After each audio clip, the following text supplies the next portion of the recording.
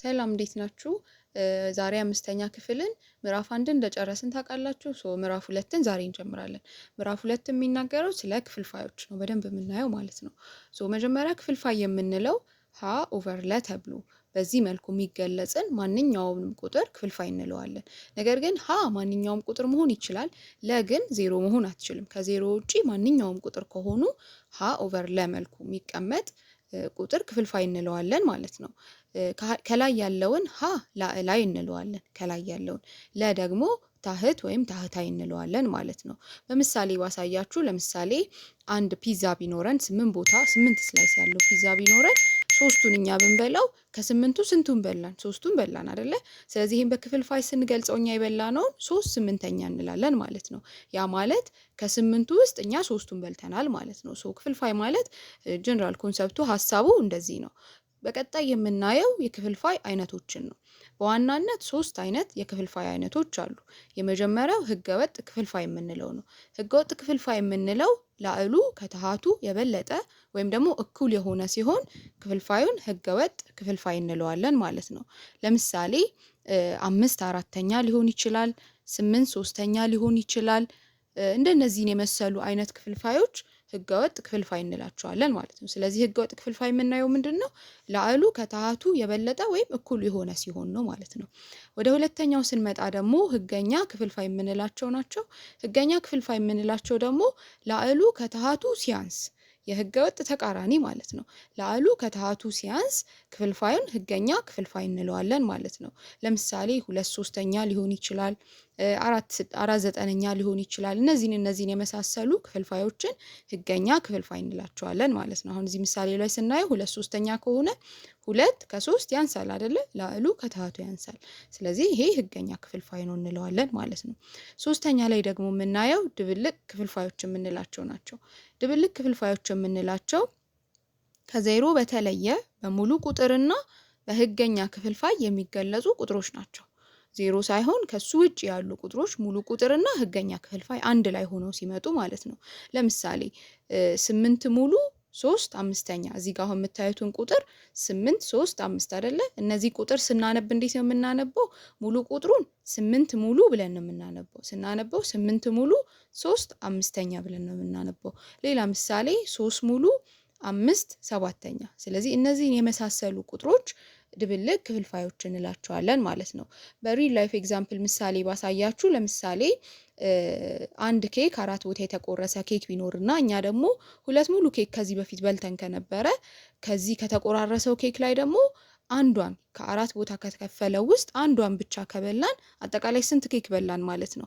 2 ኬክ ሙሉ ኬክ በልተናል። ከዛ ደግሞ ከአንዱ ኬክ ላይ 1/4ኛውን በልተናል አይደል? ለአራት የተከፈለውን አንዷን በልተናል። ስለዚህ 2 ሙሉ 1/4ኛ ኬክ በላን እንላለን ማለት ነው። ስለዚህ እንደዚህ አይነት ቁጥሮች ድብልቅ ቁጥሮች እንላቸዋለን ማለት ነው። እስኪ እናንተ የምትለማመዱበትን ጥያቄዎች ልስጣችሁ። ከዚህ ቀጥሎ የምታያቸውን ቁጥሮች ህገኛ፣ ህገወጥ ወይስ ድብልቅ ናቸው የሚለውን ለይታችሁ ትጽፉልኛላችሁ ማለት ነው። ሀ 9/6፣ ለ 4/7፣ ሐመርኋ 7 ሙሉ 3/9፣ መ 5/5። እነዚህን ህገወጥ፣ ህገኛና ድብልቅ በማለት ትለዩልኛላችሁ ማለት ነው።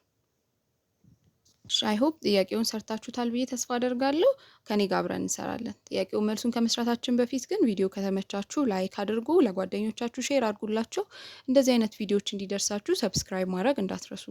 እሺ ጥያቄውን ስንሰራ የመጀመሪያው 9/6 ነው አይደለም የሚለው። ስለዚህ 9/6 ማለት ላዕሉ ከታሃቱ ይበልጣል አይደለ? ስለዚህ ክፍልፋዩ ምን አይነት ክፍልፋይ ነው? ህገወጥ ክፍልፋይ ነው። ለላይ ስንመጣ ደግሞ 4/7 ነው የሚለው። አሁን ደግሞ ላዕሉ ከታሃቱ ያንሳል። ስለዚህ ክፍልፋዩ ህገኛ ክፍልፋይ እንለዋለን ማለት ነው። ሐመር ውሃ ላይ 7 ሙሉ 3/9 ነው። ይሄ ደግሞ ሲታይ ራሱ ቁጥሩ ያስታውቃል አይደል? ሙሉ ቁጥር አለው፣ ክፍልፋይ አለው። ስለዚህ እንደዛ ሲሆን ደግሞ ድብልቅ ክፍልፋይ እንለዋለን። የመጨረሻውን ስናይ 5/5 ነው የሚለው። ህገወጥ ክፍልፋይ ዲፋይን ስናደርግ ላዕሉ ከታሃቱ የበለጠ ወይም እኩል የሆነ ይላል አይደለ? ስለዚህ እኩልም ከሆነ ህገወጥ ክፍልፋይ ነው የምንለው ማለት ነው። ሁሉንም መልሳችሁታል ብዬ ተስፋ አደርጋለሁ። ለዛሬ መጨረሻ ፖርሽን የምናየው ምንድነው?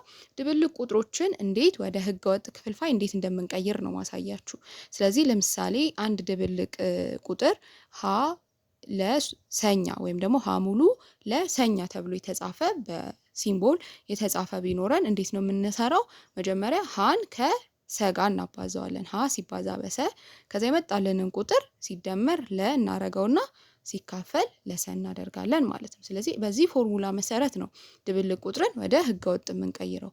በምሳሌ ላሳያችሁ። ለምሳሌ 3 ሙሉ 4 አምስተኛ የሚባል ቁጥር ከተሰጠን ወደ ህገወጥ ክፍልፋይ ቀይሩ ከተባለ እንዴት እንሰራለን? መጀመሪያ 3ን ከማን ጋር እናባዛለን? ከ5 ጋር። 3 ሲባዛ በ5 እናረግና እሱን በብራኬት አድርገን ሲደመር 4 እናደርጋለን ማለት ነው። ከዛ ከታች ያለው አይቀየርም። እሺ የኖርማል ክፍልፋዩም እዚህ ጋር ያለው ታህቱ 5 ነው። እዚህ ጋር የምንሰራው የመጨረሻ መልሳችንም ታህቱ 5 ነው። እሱ አይቀየርም። ስለዚህ ኦቨር 5 እናደርጋለን ማለት ነው። ከዛ በኋላ መጀመሪያ ማባዛቱ ነው የሚቀድመው። 3ን መጀመሪያ ከ5 ጋር እናባዛለን። 3 ሲባዛ በ5 15 አይደለ? ከዛ ሲደመር 4 እናደርግበታለን። 15 ሲደመር 4 19 ይመጣል። ስለዚህ መልሳችን 19 አምስተኛ ይሆናል ማለት ነው። ለእናንተ ለፕራክቲስ እንዲሆናችሁ እነዚህን ከዚህ በኋላ የምታያቸውን ቁጥሮች ድብልቅ ቁጥሮች ናቸው፣ ወደ ህገ ወጥ ትቀይሩልኛላችሁ ማለት ነው። ስለዚህ መልሱን የሰራችሁትን ኮመንት ላይ ያስቀምጡልኝ። እንደዚህ አይነት ቪዲዮ እንዲደርሳችሁ የዚህንም ክፍል 2 ቀጣዩን ምዕራፍ 2ን የምሰራው ቪዲዮ እንዲደርሳችሁ ሰብስክራይብ አድርጉ፣ ለጓደኞቻችሁ ሼር አድርጉ፣ ቪዲዮ ከተመቻችሁ ላይክ አድርጉ። መልካም